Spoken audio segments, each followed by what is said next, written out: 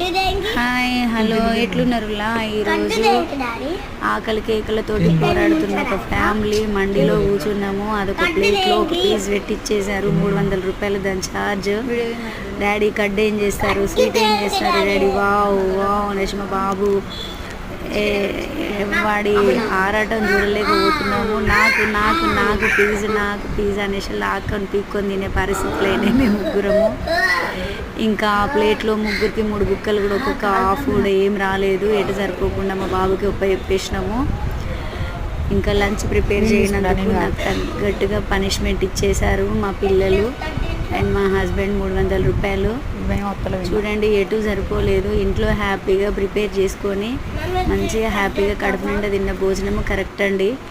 ఎక్కువ అదే ప్రిపేర్ చేస్తాను. బై మిస్టేక్ అట్లా వర్క్ లోడ్ పర్పస్లో ఈరోజు ఒక రోజు ఈ విధంగా జరిగింది. బట్ టేస్ట్ బాగానే ఉంది. కానీ